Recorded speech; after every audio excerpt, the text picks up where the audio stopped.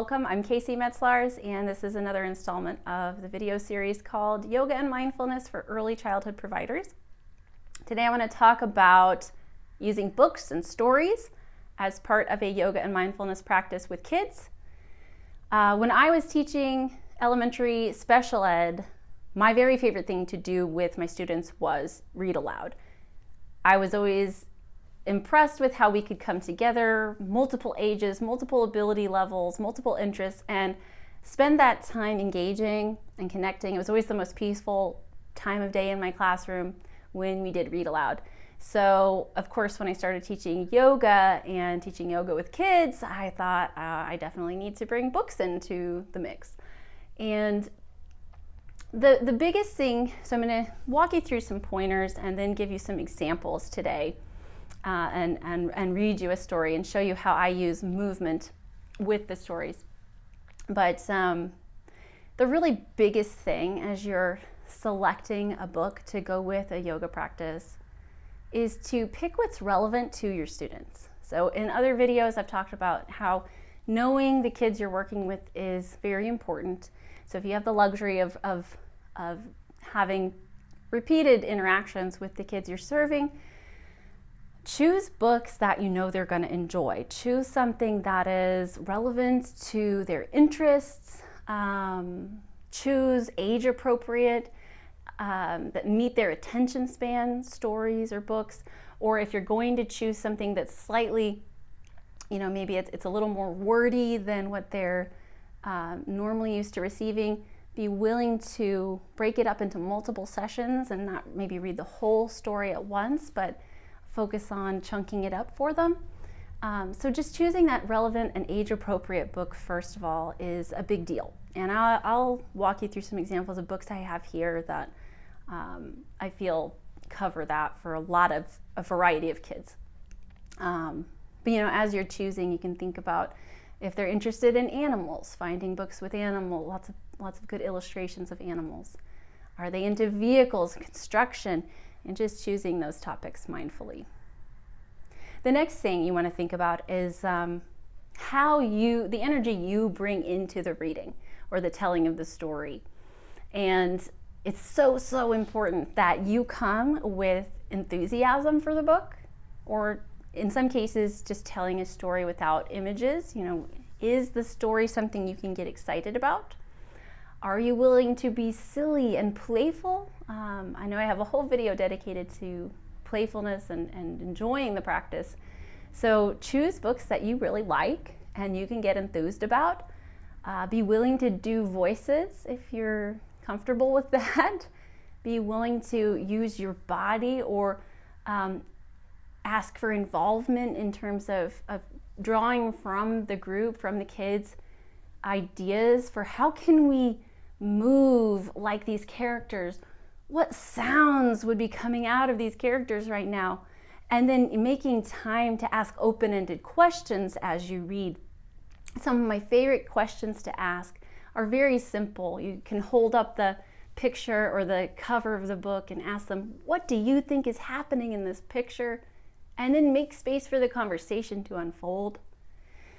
Pausing at certain intervals in the story to gauge their awareness of what's going to happen, asking for predictions, asking them to relate to the characters. What do you think the character is feeling? Why do you think the character did that? And all the while, here we are using language that supports literacy and helping to meet other developmental goals. So just using the word character, author, illustration, making sure we use those words mindfully and that we're coaching them and modeling to them what those words mean as we share conversation. So much fruitful learning can happen in just this very relaxed setting of reading books together. And my very favorite way to read to children is sitting on the floor in a big circle or group, letting them wiggle around a little bit, and all the more reason to take your time and pause throughout the book so that they can move and engage.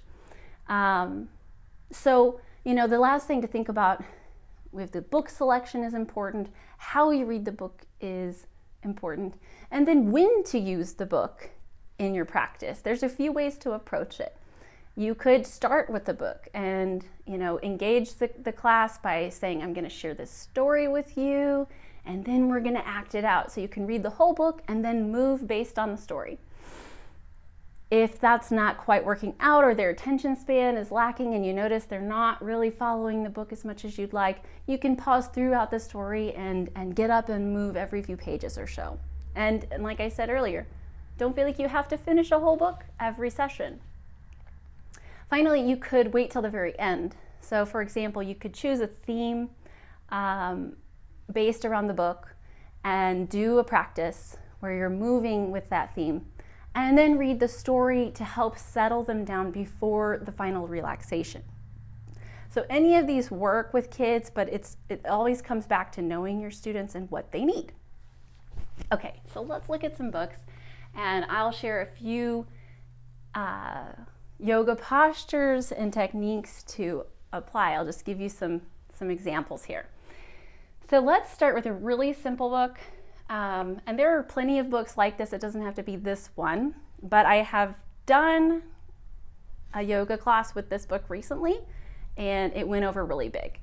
Part of the deal was it was a pre-K class, and they are studying things that move in water. So lots of sea creatures and conversations like that are happening in their classroom already, but they're also learning their colors. So this book was aligned to all of that, very relevant to what they were learning. It's called The Rainbow Fish, but it's one of those board books for littles.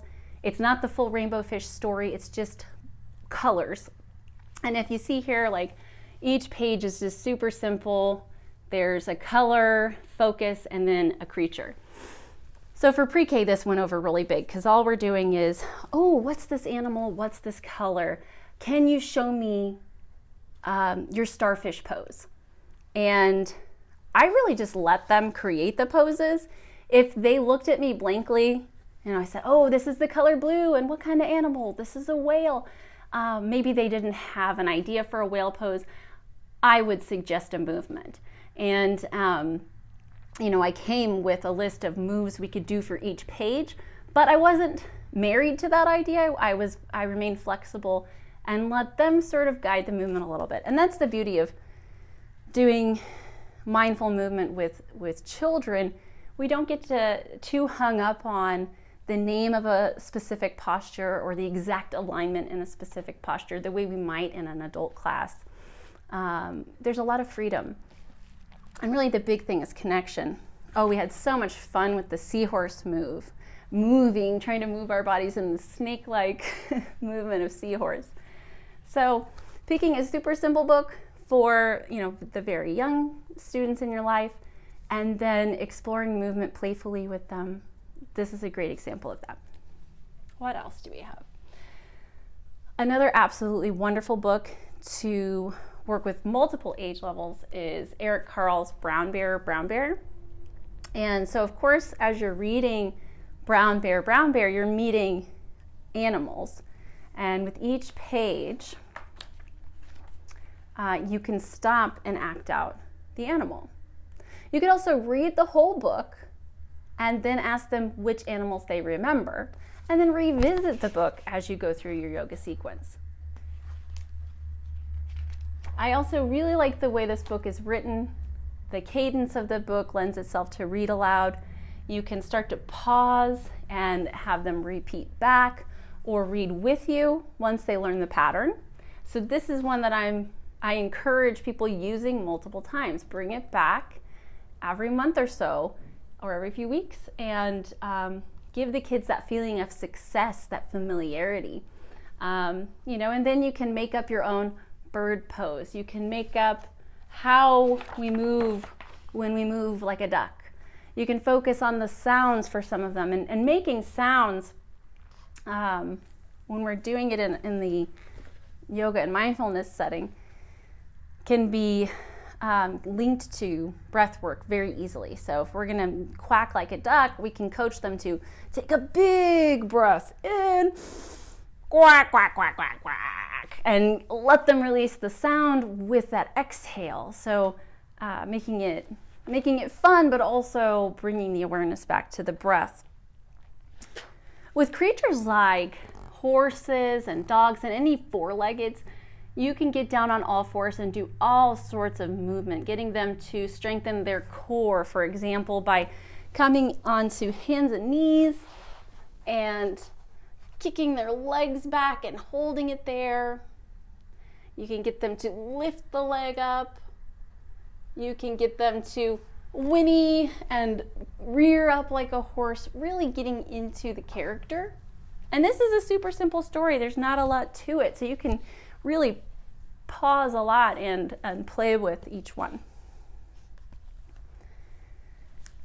So for maybe kids who are a little bit older, or if you're looking for specific books that help you learn yoga, if you're not trained or certified in yoga teaching and you need a little more guidance in what poses might be shared with the kids, you can find a book like this one. This is called Yawning Yoga by Laurie Jordan.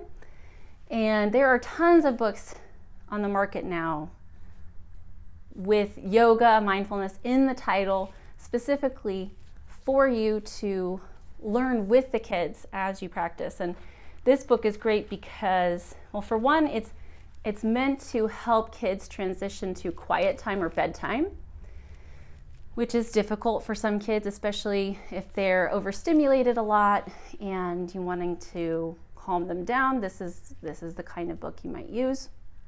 And there's coaching in it for the adults that, like for example here, they advise you to try to hold each posture for 3 to 5 breaths, move through the poses at your own pace, do all the poses or choose a few different ones to do before bedtime or nap time.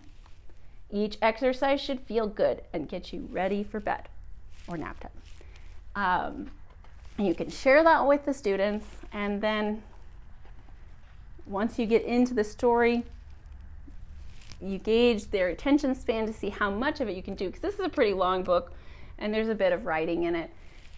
So this is one I would recommend chunking up and just choosing a few pages or a few postures, especially when you're dealing with like a pre-K classroom setting.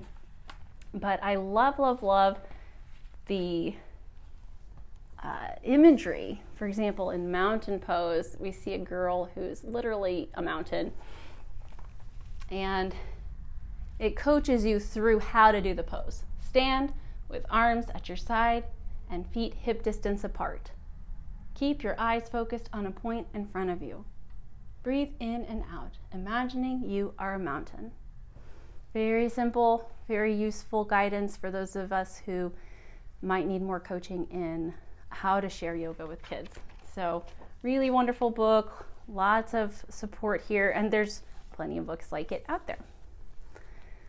So I hope you're seeing how using books in a yoga context can be very simple, very easily implemented, and really add a layer of texture to your yoga practice with kids.